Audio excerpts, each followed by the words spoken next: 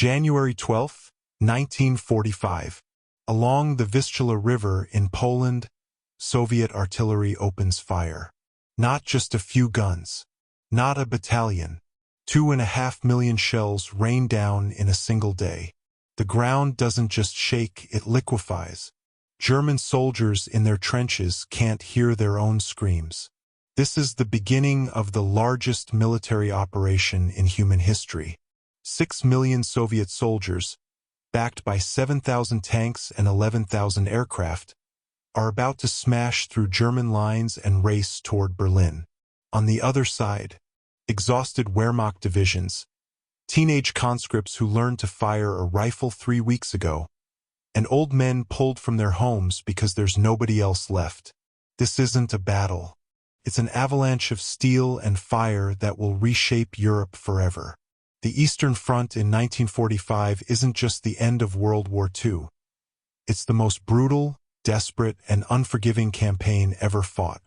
And if you want to understand how the Third Reich fell, you need to see what happened when Germany's last defenders stood against the Red Army's iron flood.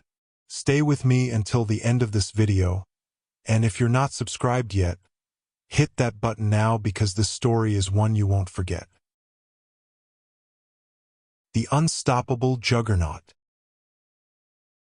By January 1945, the Soviet Union has become a war machine that operates on a scale Germany can't even comprehend anymore. The Red Army that was pushed back to the gates of Moscow in 1941 is gone. What's coming west now is something else entirely. Marshal Georgy Zhukov commands the First Belarusian Front, over 1 million men whose sole objective is Berlin. To his north, Marshal Konstantin Rokossovsky leads another 1 million soldiers. To the south, Marshal Ivan Konev has a 3rd million-man army. These aren't the desperate defenders of Stalingrad anymore. These are hardened veterans who've fought from the Caucasus to Poland, who've learned combined arms warfare the hard way, and who want revenge for what Germany did to their country. The numbers alone tell you everything. The Soviets have concentrated over 6 million troops for the offensive into Germany. They've got 7,500 tanks and self-propelled guns, more than 41,000 artillery pieces and mortars, over 11,000 aircraft. The logistics behind this force are staggering. Thousands of trains bringing ammunition, fuel, food, and replacement equipment to the front every single day. Stalin has ordered his marshals to reach Berlin fast, and he's given them everything they need to do it. Soviet industry, relocated beyond the Urals in 1941 and 1942, is now producing tanks faster than Germany can destroy them. The T-34 medium tank, reliable and deadly, rolls off assembly lines in massive numbers. The IS-2 heavy tank, with its 122mm gun, can punch through any German armor at range. Soviet artillery doctrine, perfected through years of brutal combat, enables them to concentrate overwhelming firepower on any defensive position. They call it the gods of war, and German soldiers who survive the barrages talk about it like a force of nature. And the soldiers themselves? They're not fighting for ideology anymore. They're fighting because they've seen what the Wehrmacht did in Russia. Cities erased, villages burned, millions of civilians murdered. Soviet soldiers advance with photos of destroyed homes in their pockets, with memories of family members who starved to death in Leningrad or were executed in some nameless town. The Red Army in 1945 is fueled by rage, discipline, and the absolute certainty that they're on the winning side. Officers who showed incompetence in the early years have been shot or demoted. The men leading Soviet armies now are professionals, brutal, effective, and utterly committed to reaching Berlin before the Western Allies do. On January 12th, the Soviet offensive begins with that apocalyptic artillery barrage. The Germans have built defensive lines, sure. They've got trenches, bunkers, minefields, everything they learned from years of defensive warfare. But you can't defend against this. The Soviet doctrine is simple. Destroy everything in a specific sector with artillery, then send in waves of infantry and tanks before the defenders can recover. German positions that took weeks to build are obliterated in hours. Communications are severed. Supply lines are cut. Officers lose contact with their units. Chaos spreads faster than the Soviet advance. When the barrage lifts, the tanks come, not in small groups, but in massive formations that German forces simply can't stop. The Germans learned combined arms warfare too, but they don't have the resources to implement it anymore. A lone Panther tank, even with a skilled crew, can't hold back 50 T-34s supported by infantry and artillery. German tank destroyers like the Jagdpanzer 4 score kills, sure, but there's always another wave behind the first. The Soviets have learned to accept heavy casualties as the price of victory. They'll lose 3 tanks to kill 1 German tank, and they'll do it all day long because they have 3 tanks to spare and Germany doesn't. The breakthrough happens faster than anyone expected. Within 3 days, Soviet forces have punched through the German lines along the Vistula and are racing west. Rokossovsky's armies in the north cut off German forces in East Prussia. Zhukov's central thrust drives toward Poznan. Konyev's forces in the south head for Silesia. The German Army Group A, responsible for defending Poland, effectively ceases to exist as a coherent fighting force. Units are encircled, bypassed, or simply crushed. German commanders send desperate messages asking for permission to retreat, to consolidate, to establish new defensive lines. Hitler refuses. Every piece of ground must be held, he orders. Retreat is betrayal. Surrender is unthinkable. His orders doom tens of thousands of German soldiers who could have escaped to fight another day. Germany's desperate defenses. What's left of the German military in the East is a shadow of what invaded the Soviet Union in 1941. The Wehrmacht that conquered France, that nearly took Moscow, that fought with such efficiency and brutality. That army is gone. Dead at Stalingrad. Destroyed at Kursk. Ground down in 100 smaller battles across the endless Russian steppe. By 1945, German divisions exist on paper but not in reality. A division that should have 15,000 men might have 3,000. Veteran soldiers who survived years of combat are scattered across understrength units. The rest? Boys from the Hitler Youth and old men from the Volkssturm, the People's Militia, given rifles and told to stop the Soviet advance. These aren't soldiers. They're civilians in uniform. A 16-year-old kid from Munich who should be in school is instead crouched in a frozen trench outside Breslau, holding a Panzerfaust anti-tank weapon he barely knows how to use. His grandfather, a veteran of World War I who thought he'd never hold a rifle again, mans a machine gun position nearby. Neither has enough ammunition. Neither has adequate food. They've been told the new wonder weapons will turn the tide, the jet fighters, the V-2 rockets, the revolutionary tanks. But those weapons are rare, often experimental, and they're not here. What's here is cold fear and the knowledge that the Red Army is coming. German commanders know the situation is hopeless, but admitting that can get you executed. The SS and the Gestapo are everywhere, watching for defeatism, ready to hang anyone who suggests retreat. Officers who try to save their men by pulling back without orders are court-martialed and shot. Entire units that withdraw to defensible positions are declared traitors. The fanaticism at the top of the German command structure trickles down into a military culture where telling the truth is dangerous and following suicidal orders is mandatory. Some officers comply because they believe in the cause. Others comply because the alternative is a noose. Either way, tens of thousands of German soldiers are sacrificed in pointless defensive battles that delay the Soviets by days at most. But let's be clear, even in retreat, even outnumbered, German soldiers are still dangerous. Wehrmacht veterans are among the best trained soldiers of the war. They know how to set up ambushes. They know how to use terrain. A single German 88mm gun, positioned correctly, can destroy a dozen Soviet tanks before being overrun.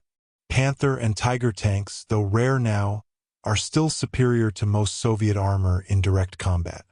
A veteran crew in a well-maintained Panther can engage Soviet tanks from ranges where the T-34s can't effectively return fire. The problem isn't skill or courage, it's math. For every German tank, there are 10 Soviet tanks. For every German division, there are 3 Soviet divisions. And the Soviets can replace their losses. Germany can't. The defensive strategy, such as it is, involves falling back to rivers, towns, and fortress cities that can be held while German civilians evacuate westward. Cities like Breslau, Königsberg, and Poznan are declared fortresses, which is a death sentence for everyone inside. A fortress city means the garrison can't retreat.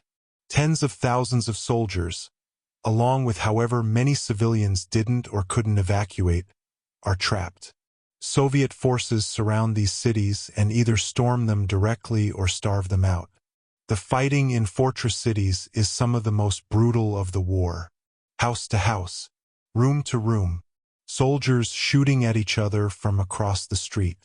Civilians huddled in basements, hoping the building won't collapse on them. Breslau holds out until May, long after Berlin has fallen, but holding out doesn't mean winning. It just means dying more slowly. German forces try to slow the Soviet advance with counterattacks, but these are desperate affairs. A battle group, maybe a few hundred men, a couple of tanks, and some self-propelled guns, attacks a Soviet spearhead, inflicts some casualties, and then retreats or gets wiped out. Sometimes these counterattacks by a day or two. Sometimes they achieve nothing except getting more Germans killed. But they keep happening because the alternative is to just let the Soviets roll forward unopposed, and that's psychologically impossible for professional soldiers, even when they know the war is lost. And then there are the fanatics, the SS divisions, what's left of them, fight with a ferocity born from knowing they have no future. Soviet soldiers don't take many SS prisoners. They've seen what the SS did in Russia, and they respond in kind. Waffen-SS units fight to the death because surrender means execution anyway. Hitler Youth members, indoctrinated since childhood, sometimes fight just as hard, believing the propaganda that one more sacrifice, one more battle will somehow change the outcome. It won't. But the fanaticism means that even as Germany collapses, pockets of fierce resistance force the Soviets to fight for every town, every bridge, every kilometer. The roads west are clogged with refugees. Millions of German civilians are fleeing the advancing Red Army, terrified of what will happen if they're caught. They've heard the stories, some true, some exaggerated, of Soviet revenge. Entire columns of refugees are strafed by Soviet aircraft or overrun by tank formations. Women and children freeze to death in the January cold. The Kriegsmarine launches Operation Hannibal, an evacuation by sea from East Prussia, and manages to save over 1 million people, but thousands more drown when Soviet submarines sink refugee ships. The Wilhelm Gustloff, a passenger liner packed with refugees and wounded soldiers, is torpedoed in January. 9,000 people die. It's the deadliest maritime disaster in history, and almost nobody remembers it because it's just one tragedy in an ocean of horrors. The race to Berlin. By February, Soviet forces have advanced hundreds of kilometers. They're in Pomerania. They're across the Oder River in some places, less than 60 kilometers from Berlin. The speed of the advance shocks everyone, including Stalin.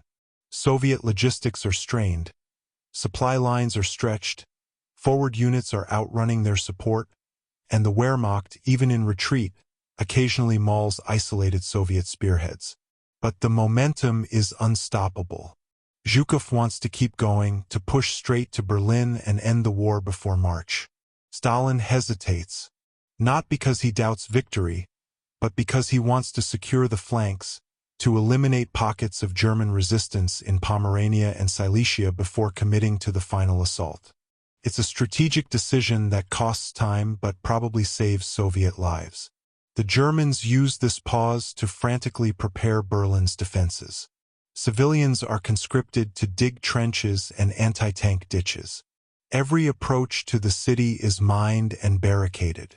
Hitler, isolated in his bunker, issues orders for counteroffensives that exist only in his imagination. He moves phantom divisions around a map while real units have ceased to exist. He screams about betrayal and cowardice while the city he swore would stand for 1,000 years prepares for its death. The men who could tell him the truth are too afraid, too loyal, or too insane themselves to do so.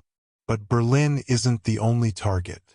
The Soviets are also driving into East Prussia, cutting off the German Army Group Center, hundreds of thousands of soldiers who are trapped in what's now a giant pocket around Königsberg. These men fight ferociously not because they believe Germany will win, but because they know retreating west is impossible and surrendering to the Soviets means prison camps in Siberia, if they survive the surrender at all. The siege of Königsberg in April is another bloodbath. The Soviets bring up massive siege artillery, some guns so large they have to be transported by rail. They pound the city's fortifications into rubble, then storm forward with tanks and infantry. The defenders hold out for days, but it's hopeless. Königsberg falls, and thousands of German soldiers go into captivity. Many won't see home for a decade. In Silesia, the industrial heartland Germany desperately needs, Soviet forces are grinding forward against determined resistance. Breslau, encircled in February, refuses to surrender. The garrison, reinforced by Volkssturm and Hitler Youth, fights in the ruins of the city for months. The German commander, a fanatical Nazi general, executes anyone who suggests capitulation. Soviet artillery turns entire neighborhoods into moonscapes. By the time Breslau finally surrenders in May, the city has been essentially destroyed, and tens of thousands of soldiers and civilians are dead. The whole siege achieves nothing strategically, the war is already over, but fanaticism doesn't require strategy. The Wehrmacht tries a few more counteroffensives. In Pomerania, a German force attempts to cut off a Soviet spearhead and almost succeeds before Soviet reinforcements arrive and crush the attack. Near Lake Balaton in Hungary, German forces try one last major armored offensive to protect the oil fields, Germany's final source of fuel. This March, and this is Germany's last gasp. The attack includes some of the best remaining Waffen-SS divisions and the newest tanks, including a handful of King Tigers. For a few days, it looks like they might actually break through. Then Soviet reserves arrive. The Germans lose hundreds of tanks they can't replace and retreat in chaos. After Lake Balaton, there are no more offensives, only retreat and death. Meanwhile, the Americans and British are advancing from the west. They've crossed the Rhine and are driving into Germany from the opposite direction. The Germans are caught in a vice, and everyone knows it. Some German units in the west surrender as fast as they can, preferring American captivity to Soviet. But in the east, there's no such luxury. Wehrmacht soldiers fight desperately to hold open corridors so civilians and retreating units can escape westward. The goal isn't victory anymore. It's survival. Get to the Elbe River. Get across to the American lines. Surrender to anyone but the Soviets. Entire divisions march west under fire, abandoning equipment, taking horrific casualties, but moving because standing still means dying. And through all of this, the Red Army keeps coming. Their supply situation is a nightmare. They've advanced so fast that supplies are coming forward in captured German trucks burning captured German fuel, but they keep going. Soviet soldiers are exhausted, but they can see the end. Berlin is right there. The heart of Nazi Germany is within reach. The war that killed 27 million Soviet citizens is about to be won. No force on earth is going to stop them now. The final collapse. April 16, 1945. The assault on Berlin begins. This time, there's no element of surprise. The Soviets have massed nearly 2.5 million soldiers, 6,000 tanks, and over 40,000 artillery pieces around the city. Everyone knows what's coming. The question isn't if Berlin will fall, it's how many people will die before it does. The Germans have about 1 million defenders, and that number is generous. Most are Volkssturm, Hitler Youth, or exhausted remnants of units that have been fighting since Poland. They've got limited ammunition, limited food, and zero hope. But they're told to fight anyway, and incredibly, many of them do. The Soviets attack from 3 directions. Zhukov's forces come from the east, crossing the Seelow Heights, the last major defensive position before Berlin. The battle for Seelow Heights is insane. The Germans have prepared the position for weeks, and they make the Soviets pay for every meter. Soviet casualties are enormous, thousands dead in the first day alone. Zhukov, desperate to break through, throws in more and more troops, more tanks, more artillery. The Seelow Heights turn into a killing ground where the earth is torn apart by shellfire and tank battles rage at point-blank range. After 3 days of this nightmare, the Soviets break through. The road to Berlin is open. Konev's forces attack from the south, bypassing some of Berlin's defenses entirely and racing to encircle the city. Soviet armored spearheads meet west of Berlin, cutting off the garrison from any hope of reinforcement or escape. Berlin is now a pocket, and everyone inside is trapped. The encirclement includes what's left of the German Ninth Army, which tried to retreat westward but got caught. Over 100,000 German soldiers are now desperately trying to break out of the pocket, fighting Soviet forces from all sides. Most don't make it. Those who do stagger into American lines, wounded, starving, and broken. Inside Berlin, the fighting is apocalyptic. Soviet tactics for urban warfare are brutally effective. Artillery flattens buildings, then tanks roll forward with infantry riding on them. Then the soldiers clear what's left room by room. The Germans fight from basements, from subway tunnels, from rooftops. A single determined machine gun crew can hold up a Soviet advance for hours before they're killed or bypassed. Soviet soldiers hate this kind of fighting. Casualties are high, progress is slow, and every building could hide an ambush. But they keep going because Berlin is the prize. This is what they've marched 2,000 kilometers for. Hitler, in his bunker beneath the Reich Chancellery, is completely detached from reality. He's planning counterattacks with armies that don't exist. He's screaming at generals who can't do anything because there are no reserves, no reinforcements, no hope. His inner circle is slowly disintegrating. Göring tries to seize power and is arrested. Himmler tries to negotiate with the Allies and is declared a traitor. Everyone who can is trying to escape Berlin before the Soviets arrive. But Hitler won't leave. He's decided to die here, and he's taking as many people with him as possible. On April 30th, with Soviet soldiers literally blocks away from his bunker, Hitler kills himself. The man who started the war, who ordered the Holocaust, who destroyed Europe, eats a cyanide capsule and shoots himself. His body is burned in a shell crater outside the bunker. There's no grand finale, no dramatic last stand. Just a corpse in a hole. The remaining German defenders in Berlin, now leaderless, start surrendering in large numbers. Some units fight on for a few more days out of stubbornness or because they haven't gotten the word. But it's over. On May 2nd, Berlin officially surrenders. The fighting stops. Soviet soldiers raise the red flag over the Reichstag in a moment that's been staged for propaganda but represents a genuine victory. The Third Reich, which was supposed to last 1,000 years, has lasted 12. The Soviet Union, which Germany tried to destroy, has destroyed Germany instead. The cost is beyond comprehension. Tens of millions dead, entire cities erased, a continent in ruins. And the Red Army, bloodied but victorious, stands in the heart of Berlin. But the war isn't quite over.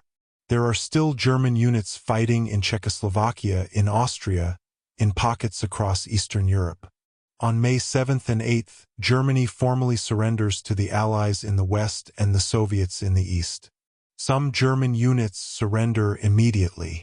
Others fight until the last moment, then retreat west to surrender to the Americans. In Prague, German forces are still battling Czech partisans and Soviet troops until May 11th, days after the official surrender. When the guns finally fall silent, the true scale of the horror becomes clear. The Eastern Front killed more people than the rest of World War II combined. 27 million Soviet citizens dead. Soldiers, civilians, men, women, children. 4 million German military dead, most of them in the East. Millions more from Poland, Yugoslavia, the Baltic states, everywhere the fighting touched. Cities that took centuries to build are rubble. The survivors are traumatized, displaced, starving. Europe will take decades to recover, and some things, the millions of murdered Jews, Romani, Slavs, prisoners of war, can never be recovered.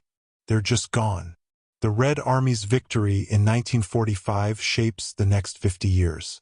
Soviet forces occupy Eastern Europe and don't leave. Germany is divided. The Cold War begins almost immediately. The suffering doesn't end, it just changes form. But in the spring of 1945, after years of unimaginable brutality, the war in Europe finally ends. The last defenders met the Iron Flood, and the Flood won. That's the story.